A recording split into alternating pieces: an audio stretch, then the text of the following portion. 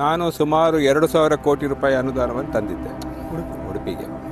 ಈಗ ಹೇಳ್ಬೋದು ಅದು ಸಿದ್ದರಾಮಯ್ಯ ಕೊಟ್ಟಂತ. ಸಿದ್ದರಾಮಯ್ಯ ಈಗಲೂ ಇದ್ದಾರಲ್ಲ, ಈಗಲೂ ತರ್ಬೋದಲ್ಲ. ಎಲ್ರಿಗೂ ಸ್ವಾಗತ. ಉಡುಪಿ ಕಡೆ ಪಯಣ ಬೆಳೆಸಿದ್ದೆ ಅಂತ ನೋಡಿ, ಅರಮನೆ ಥರ ಇದೆ. ಮುಖ್ಯಮಂತ್ರಿ ಆಗ್ತಾನೆ ಇಲ್ವೋ ಗೊತ್ತಿಲ್ಲ, ಆದರೆ ಜನರ ಜೊತೆಗೆ ನಿರಂತರ ಸಂಪರ್ಕದಲ್ಲಿರ್ತಾರೆ. ಗೋವುಗಳ ಪ್ರಾಮಾಣಿಕ ಸೇವೆ ಮಾಡಿದರೆ ಅದರಿಂದ ಬರುವಷ್ಟು ಪುಣ್ಯಫಲ ಯಾವುದರಿಂದ ಬರೋದಿಲ್ಲ. ಗಳಿಸ್ತೇವೆ, ಅದರ ಒಂದು ಅಂಶವನ್ನು ದಾನ ಮಾಡೋದು. ದಕ್ಷಿಣ ಜಿಲ್ಲೆ ಮತ್ತು ಮಾತಾಡೋದು ಪ್ರವಾಸೋದ್ಯಮಕ್ಕೆ ವಿಪುಲವಾದ ಅವಕಾಶ ಇದೆ. ನೀವು ಎರಡು ನಿಮ್ಮ ಆಟೋಗ್ರಾಫ್ ಸರ್ ಒಂದು ಪೇಂಟ್ ಮಾಡ್ಬೋದಾ ಸರ್? ನಾನು ಕರುಗಳನ್ನು ತರಿಸ್ತೀನಿ. ಖಂಡಿತ. ಸ್ವಲ್ಪ ಕರುಗಳ ಜೊತೆಗೆ ಪೇಂಟಿಂಗ್ ಮಾಡಿದರೆ ಖುಷಿ ಆಯಿತು ಆ್ಯಕ್ಚುಲಿ ಮೀಟ್ ಮಾಡಿ. ಚೆನ್ನಾಗಿದ್ದೀರಾ? ತುಂಬ ಚೆನ್ನಾಗಿದ್ದೀನಿ ಸರ್. ಕಾತರದಿಂದ ನೀವು ಕಾಯ್ತಿದ್ದ ಈ ಟೈಮ್ ಬಂದಿದೆ. ನಮಸ್ಕಾರ ಕರ್ನಾಟಕ, ನಾನು ನಿಮ್ಮ ಅಭಿಷೇಕ್ ತೀರ್ಥಹಳ್ಳಿ.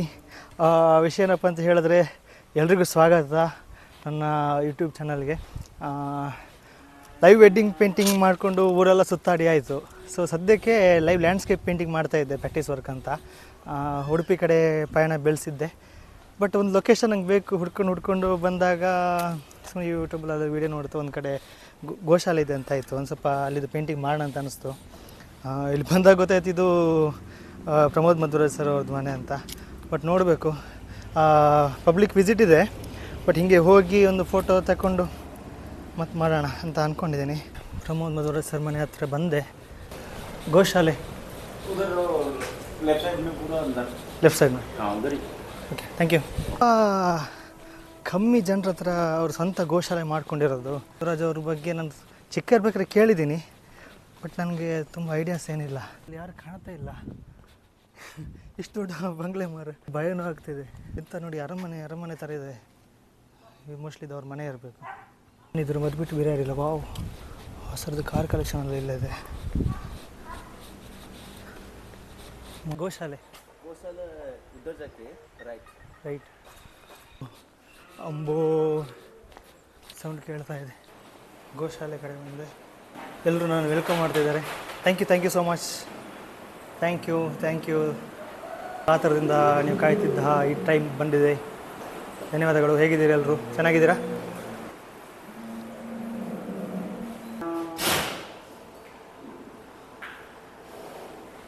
ಗೋ ಸೇವೆ ಅಂತಾರಲ್ಲ, ಮನೇಲಿ ದನ ಸಾಕ್ತಾರಲ್ಲ. ನಾವೊಂದು ಇನ್ಸಿಡೆಂಟ್ ಹೇಳ್ತೇನೆ. ನಮ್ಮ ಮನೆಯಲ್ಲಿ ದನ ಸಾಕಿದ್ರಲ್ಲ, ದನ ಸಾಕ್ತಾರೆ. ಒಂದು 13 ತನಕ ದನ ಇದ್ದಾವೆ. ಇದೇನು ಮರ ಇಷ್ಟು ದೊಡ್ಡ ಇದೆ? ಬಾಹುಬಲಿ ಮೂವಿ ಇತ್ತಲ್ವಾ, ಹೋರಿ, ಹಾಗಿದೆ. ಇದಕ್ಕೇನ ತಾಯಿ ನೋಡಿ. ಏನಂತ ಹೇಳಿದ್ರೆ, ಗೋ ಸೇವೆ ಮಾಡಿದರೆ ಅದರದ್ದೊಂದು ಋಣ ಅನುಬಂಧ ನಮ್ಗೆ ಇರುತ್ತಂತೆ, ಫಲ ಸಿಗತ್ತೆ. ಲೈಕ್ ಏನಾದರೂ ಅನಾಹುತ ಆದಾಗ, ಭಯ ಪಡ್ತದೆ. ಏನಾದರೂ ಅನಾಹುತ ಆದಾಗ ಅಥವಾ ಏನಾದರೂ ಕೆಟ್ಟ ಸೂಚನೆ ಇದ್ದಾಗ ನಮ್ಮ ಕಷ್ಟವನ್ನು ಗೋನೆ ತಗೊಳ್ಳತ್ತಂತ ಹೇಳ್ತಾರೆ. ಇದರ ಇಲ್ಲಿ ಸರಿ ಬರ್ತದೆ. ಮ್ಯಾನೇಜರ್ ಹತ್ರ. ಇದು ಅಭಿಷೇಕ್ ತೀರ್ಥಹಳ್ಳಿ ಅಂತ, ನಾನು ಆರ್ಟಿಸ್ಟ್ ಆ್ಯಕ್ಚುಲಿ, ಮಂಗಳೂರಿಂದ. ಇಲ್ಲಿಯೂ ಗೋಶಾಲೆದು ಪೇಂಟಿಂಗ್ ಒಂದು ಮಾಡೋಕ್ಕಂತ ಬಂದಿದ್ದೆ. ಉಡುಪಿ ಕಡೆ ಬಂದಿದ್ದೆ. ಗೋಶಾಲೆನ ಈಗ ನಾನು ಮಾಡಿದ ಪೇಂಟಿಂಗನ್ನು ಸರ್ ಇದ್ದರೆ ಕೊಡ್ಬೋದು, ಇಲ್ಲದೆ ನೀವು ತಗೊಳ್ಳಿ. ನೀವು ಸರಿ ಇಲ್ಲ, ನಾನು ಇನ್ನು ಮಾಡಬೇಕು. ಹೌದೌದು. ಎಸ್. ಈಗ ಒಂದು ವೇಳೆ ಅವರೆದ್ರು ಮಾಡಲಿಕ್ಕೆ ಬಿಡ್ಬೋದಾ? ನಂಗೆ ಅರ್ಧ ಗಂಟೆ ಸಾಕು ನನಗೆ ಪೇಂಟಿಂಗ್ ಮಾಡಲಿಕ್ಕೆ. ತುಂಬ ಹೊತ್ತೇನು ಬೇಕಿಲ್ಲ. ಹಾಂ, ನಮಸ್ತೆ ಸರ್ ಅಂತ, ಮಂಗಳೂರಿಂದ ಬಂದಿದ್ದೆ. ನಾನು ಆರ್ಟಿಸ್ಟ್ ಆ್ಯಕ್ಚುಲಿ. ಅದು ಗೋಶಾಲೆದು ಪೇಂಟಿಂಗ್ ಮಾಡೋಣ ಅಂತ ಬಂದಿದ್ದೆ ಆ್ಯಕ್ಚುಲಿ. ಸೊ ಸುಮ್ಮನೆ ವಿಸಿಟ್ ಮಾಡಿದೆ. ನಾನು ಅದು ಕೇಳಿದೆ, ಸರ್ ಅದು ಮಾತಾಡ್ಸ್ಬೋದಾ, ಮೀಟ್ ಮಾಡ್ಬೋದಾ ಅಂತ. ಸೊ ಹಾಗಾಗಿ ಬಂದೆ ಸರ್. ಖುಷಿ ಆಯಿತು ಆ್ಯಕ್ಚುಲಿ ಮೀಟ್ ಮಾಡಿ. ಚೆನ್ನಾಗಿದ್ದೀರಾ? ತುಂಬ ಚೆನ್ನಾಗಿದ್ದೀನಿ ಸರ್. ನೋಡ್ಬೋದು ಸರ್. ನನಗೆ ಒಂದು ಜಸ್ಟ್ ಒಂದು ಪ್ಲೇಸ್ ಸಿಕ್ಕರೆ ಸಾಕು. ಹಾಂ, ಖಂಡಿತ ಸರ್. ನನಗೆ ಈ ಥರ ಅಪರ್ಚುನಿಟಿ ಸಿಗುತ್ತೆ ಅಂತ ನಿಜ ಗೊತ್ತಿರಲಿಲ್ಲ.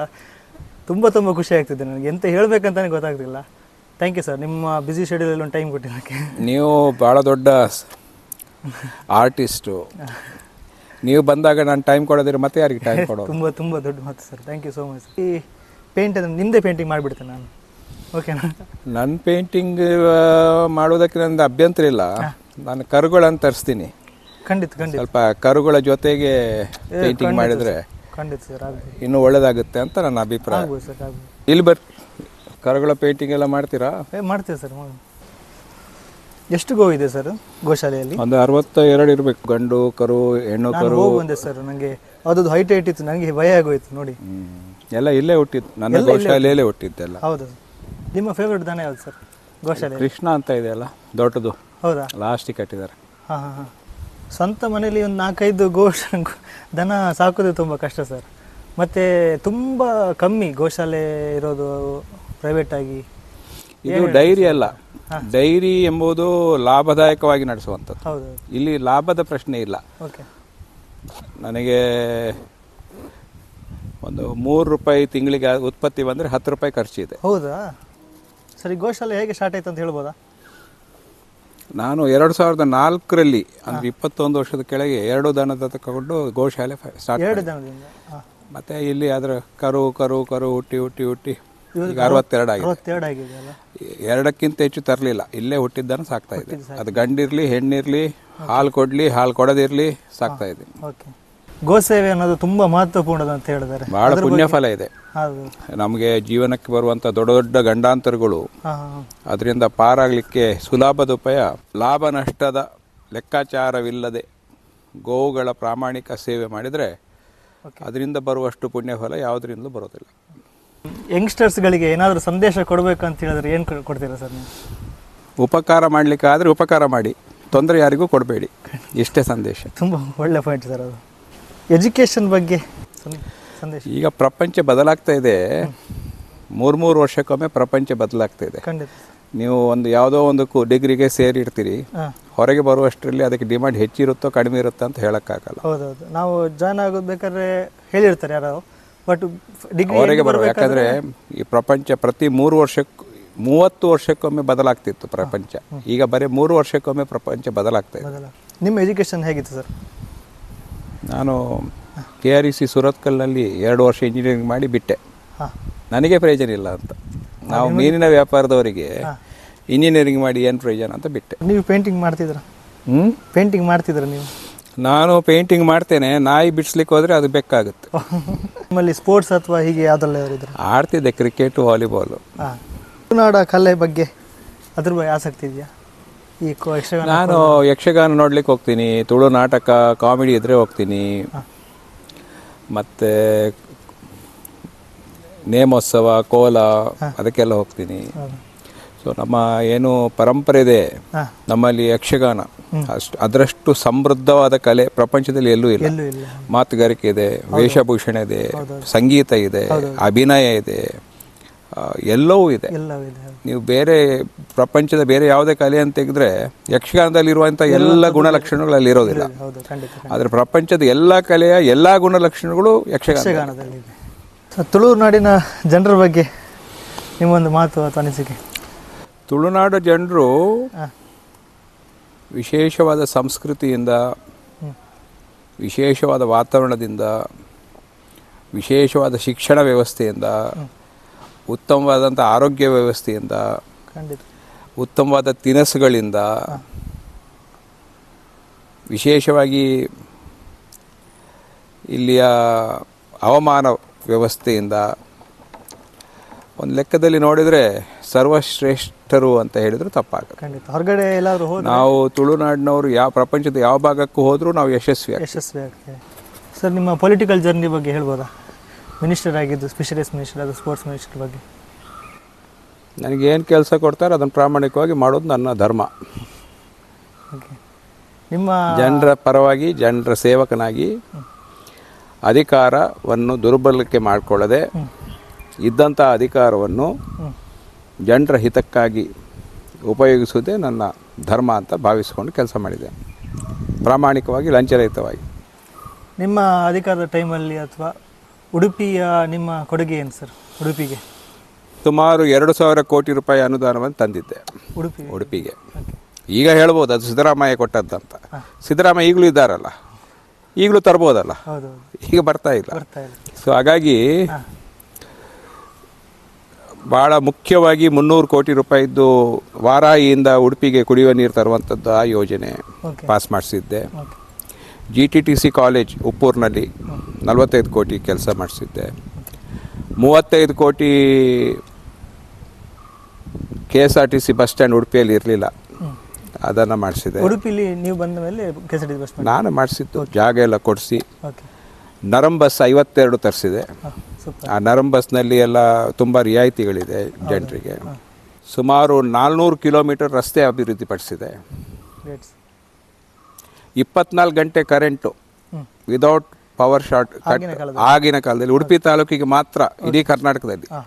ಇಂಧನ ಮಂತ್ರಿ ಆಗಿದ್ದಂಥ DK ಶಿವಕುಮಾರ್ ಕ್ಷೇತ್ರಕ್ಕೂ ಇಲ್ಲ, ಮುಖ್ಯಮಂತ್ರಿ ಆಗಿದ್ದಂಥ ಸಿದ್ದರಾಮಯ್ಯ ಕ್ಷೇತ್ರಕ್ಕೂ ಇಲ್ಲ, ಉಡುಪಿಗೆ ಮಾತ್ರ 24 ಗಂಟೆ ಕರೆಂಟ್ ತರಿಸುವಲ್ಲಿ ನಾನು ಯಶಸ್ವಿಯಾಗಿದ್ದೆ.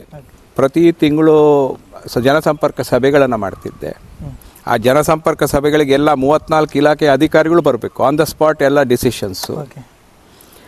ಉಡುಪಿಗೆ ಮಿನಿ ವಿಧಾನಸೌಧ ತರಿಸಿದೆ. ಬ್ರಹ್ಮಾವರದ ಮಿನಿ ವಿಧಾನಸೌಧಕ್ಕೆ ಜಾಗ ಮಂಜೂರು ಮಾಡಿಸಿದೆ.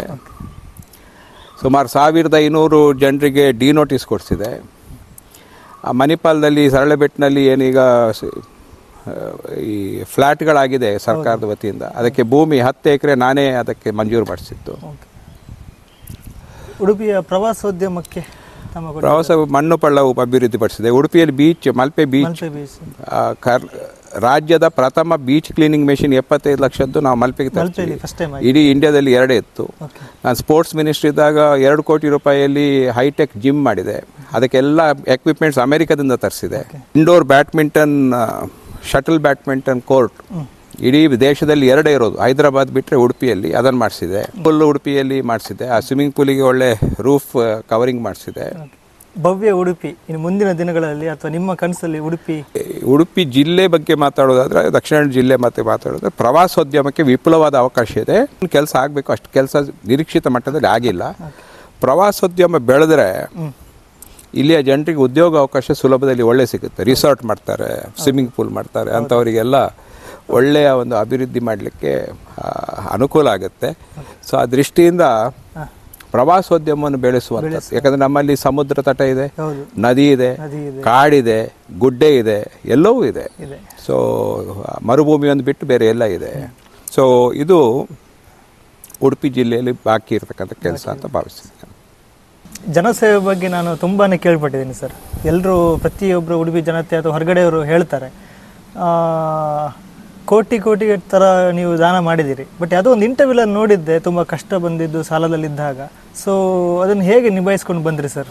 ಇಲ್ಲ, ನನ್ನ ತತ್ವ ಹೇಗೆ ಅಂದರೆ, ನಮಗೆ ಬರುವಂಥ ಆದಾಯ ಅದು ಸಮಾಜದಿಂದಲೇ ಬರೋದು. ಖಂಡಿತ. ಅದು ಫಾರಿನಿಂದ ಬರ್ಬೋದು, ಎಲ್ಲಿಂದಾದರೂ ಬರ್ಬೋದು. ಈಗ ನಾನು ಚೈನಾಕ್ಕೆ ರಫ್ತು ಮಾಡ್ತೇನೆ, ನನಗೆ ದುಡ್ಡು ಚೈನಾದಿಂದ ಬರ್ಬೋದು, ಆದರೆ ಸಮಾಜದಿಂದಲೇ ಬರುವಂಥದ್ದು. ಸೊ ಸಮಾಜದ ಋಣ ನಮ್ಮ ಮೇಲೆ ಇರ್ತದೆ.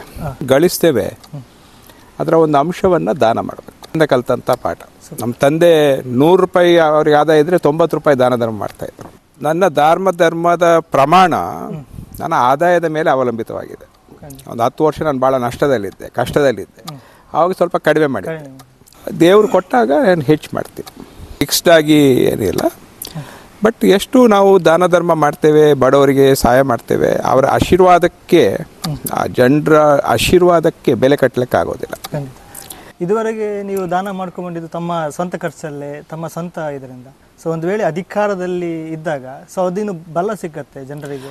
ಅಧಿಕಾರದಲ್ಲಿದ್ದಾಗ ಸರ್ಕಾರದ ಕೆಲಸ ಕೂಡ ಜನರಿಗೆ ಮುಟ್ಟಿಸ್ಲಿಕ್ಕಾಗುತ್ತೆ. ಇನ್ನು ಸ್ವಲ್ಪ ಅಧಿಕಾರ ಇಲ್ಲದಿದ್ದಾಗ ನಮ್ಮ ಸ್ವಂತಿಕೆಯಿಂದ ಏನು ಮಾಡಬೇಕು ಅದು ಮಾಡ್ತೀವಿ. ಇದೊಂಥರ ರ್ಯಾಪಿಡ್ ಕ್ವಶನ್ ಇದ್ದಂಗೆ, ತಟ್ಟಂತ ಹೇಳಿ ಅಂತ. ಸೊ ಪ್ರೀತಿ ಅಂದರೆ ಏನು ಸರ್ ನಿಮ್ಮ ಬಗ್ಗೆ? ನನಗಿಲ್ಲ. ಮಕ್ಕಳು ನಮ್ಮ ಸರ್ವಶ್ರೇಷ್ಠ ಆಸ್ತಿ. ಪರಿಸರ ನಮಗೆ ಸಂಪೂರ್ಣ ರಕ್ಷಣೆ ಕೊಡುವಂಥದ್ದು. ನಿಮಗೆ ತುಂಬ ಇಷ್ಟವಾದ್ದು? ಪಾಂಫ್ರೆಟ್ ಮೀನು. ನಗು ಅಂದರೆ? ನಗ್ತಾನೇ ಇರಬೇಕು. ನಿಮ್ಮ ಆರೋಗ್ಯದ ಗುಟ್ಟು? ಹಸಿವಾದಾಗ ತಿಂತೀನಿ, ಹಸಿವು ಇಲ್ಲದಾಗ ತಿನ್ನೋದಲ್ಲ. ಕೊನೆಯ ಪ್ರಶ್ನೆ, ನೀವು ನಾಳೆ CM ಆಗ್ತೀರಾ ಅಂತ ಆದರೆ ನೀವು ಮಾಡುವಂತಹ ಅದ್ದೂರಿ ಕೆಲಸ?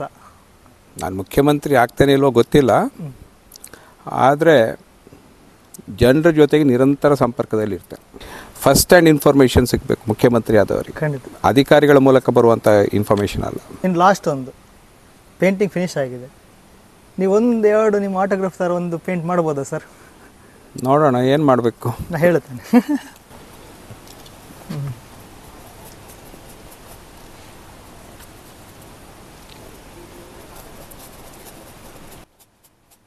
ನಾನು ಆ್ಯಕ್ಚುಲಿ ಬಂದಿದ್ದು ಗೋಶಾಲೆದು ಪೇಂಟಿಂಗ್ ಮಾಡಲಿಕ್ಕೆ. ನೀವು ನಿಮ್ಮ ಅತ್ಯಮೂಲ್ಯ ಟೈಮ್ ಕೊಟ್ಟರೆ ನನಗೆ ತುಂಬ ಖುಷಿ ಆಯಿತು. ಪಕ್ಕದಲ್ಲಿ ಕೂತ್ಕೊಂಡು ಮಾತಾಡೋದು, ಚರ್ಚೆ ಇರ್ಬೋದು, ಸೊ ನನಗೆ ಅನ್ಎಕ್ಸ್ಪೆಕ್ಟೆಡ್ ತುಂಬಾ ಖುಷಿ ಇದು, ಮತ್ತು ಲೈಫಲ್ಲಿ ನನಗೆ ಮರೀಲಿಕ್ಕೆ ಆಗದಿರುವಂಥದ್ದು.